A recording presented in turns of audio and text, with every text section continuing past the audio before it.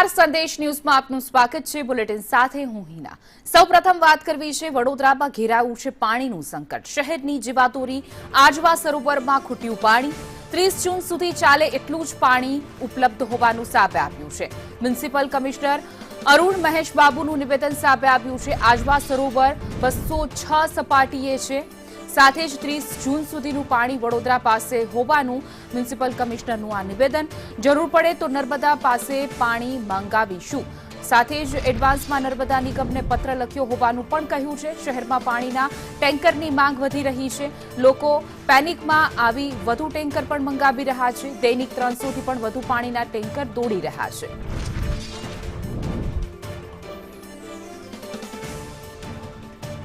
આજવા સરોવરમાં પાણીનો જથ્થો ખૂટી પડ્યો છે, જેના કારણે વડોદરાવાસીઓને પાણીનું સંકટ જે છે તે જોવા મળી રહ્યું છે। પીવાના પાણી ખૂબ જ ઓછો જથ્થો હોવાના કારણે મ્યુનિસિપલ કમિશનરે પણ પ્રકારનું નિવેદન આપ્યું છે। આજવા સરોવરમાં 206 સપાટીએ પહોંચી ગયું છે, તો 30 જૂન સુધીનું જ પાણી ઉપલબ્ધ હોવાનું સામે આવ્યું છે।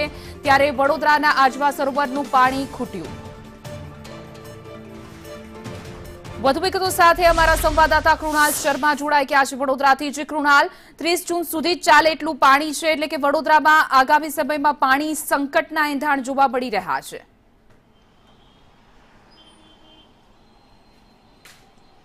જે રીતે ચોમાસું ખેંચાયું છે અને જે રીતે ગરમી પણ વધી છે, તેને લઈને હાલ અહીંયા પાણીની માંગ વધી છે। તો બીજી તરફ આજવા સરોવર કે જે 206 ફૂટથી પણ નીચે હાલ વહી રહ્યું છે, તેનું લેવલ એટલું નીચું છે કે જેનાથી જે પાણીને જે પ્રેશર મળવું જોઈએ તે શહેરીજનો સુધી મળતું નથી અને તેના કારણે ઓછા પ્રેશરથી પાણી આવી રહ્યું છે। કેટલાક સ્થળોએ જે પાણી નથી મળતું અથવા ઓછા પ્રેશરથી આવે પણ છે તો તે પણ અશુદ્ધ આવે છે। તેને લઈને આજે મ્યુનિસિપલ કમિશનર અરુણ મહેશ બાબુ એક્શનમાં આવ્યા હતા અને તેમણે સિંધરોડ ખાતેના જે WTP એટલે કે વોટર ટ્રીટમેન્ટ પ્લાન્ટ છે તેની મુલાકાત લીધી હતી કે તે સૌસૂત્રું છે કે નહીં। ત્યારબાદ તેઓ મહીસાગર ખાતેના ફ્રેન્ચવેલ ખાતે પણ ગયા હતા કે જ્યાં રેતી જમા થઈ ગઈ છે તે હટાવવી પડે છે, એક રૂટીન પ્રક્રિયા છે, એટલે ત્યાં પણ નિરીક્ષણ માટે ગયા હતા। તેમણે કબૂલાત પણ કરી છે કે હાલ વડોદરા શહેરમાં 30 જૂન સુધી ચાલે એટલું જ પાણી છે આજવા સરોવરમાંથી, કારણ કે તેનાથી પંપ દ્વારા પાણી ઉલેચવામાં આવી રહ્યું છે અને ત્યારબાદ તે શહેરમાં આવી રહ્યું છે, એટલે કે ઓછા પ્રેશરની સમસ્યાઓ છે। તો કેટલાક લોકો એવા પણ છે કે જે પેનિકમાં આવીને પાણીના ટેન્કર મંગાવી રહ્યા છે। કેટલીક બાંધકામ સાઇટો એવી છે કે જેણે 1 વર્ષમાં પોતાનો સંપ બનાવવાનો હોય છે નવા નિર્માણ બાદ, તે પણ બનાવ્યા નથી એટલે તે લોકો પણ ટેન્કર મંગાવી રહ્યા છે। એટલે કે જે દૈનિક 50 ટેન્કર દોડતા હતા વડોદરા શહેરમાં ગરમીના સમયમાં, તે હાલ 300થી 400 જેટલા ટેન્કર દોડી રહ્યા છે, પાણી વિતરણ કરી રહ્યા છે। તેમ છતાં પણ આ પાણી હવે ઓછું પડ્યું છે એટલે નર્મદા નિગમને હાલ પત્ર લખવામાં આવ્યો છે કે જરૂર પડશે તો નર્મદા નિગમ પાસે પાણીની માંગ કરવામાં આવશે।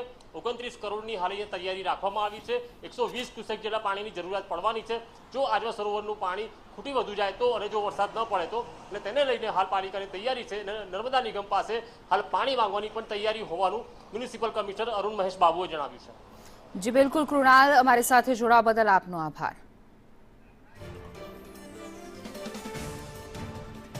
તો આજવા સરોવરમાં જે રીતે પાણી ખૂટી ગયું છે તેને લઈને મ્યુનિસિપલ કમિશનર શું કહી રહ્યા છે, આવો સાંભળીએ।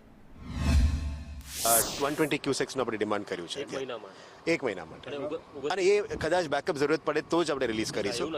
એવું અમે ઓલરેડી એડવાન્સમાં બુક કરીને રાખ્યું છે। આપણે એડવાન્સમાં જોતું હશે તો બુકિંગ કરવું પડે છે and we are in talks with 29 કરોડની જે રકમ આવી રહી છે એવું કંઈ એ I can get back to you with that, but આપણે 120 ક્યુસેક્સ માટે અમે અત્યારે પ્લાનિંગ કરી રહ્યા છીએ। ટેન્કરો કેટલા દોડી રહ્યા છે સાહેબ અત્યારે? ટેન્કર્સ જેન્યુઇનલી દોડાવવાનું જોઈએ તો આપણે લગભગ 50થી 60 ટેન્કર જ ચાલવું જોઈએ।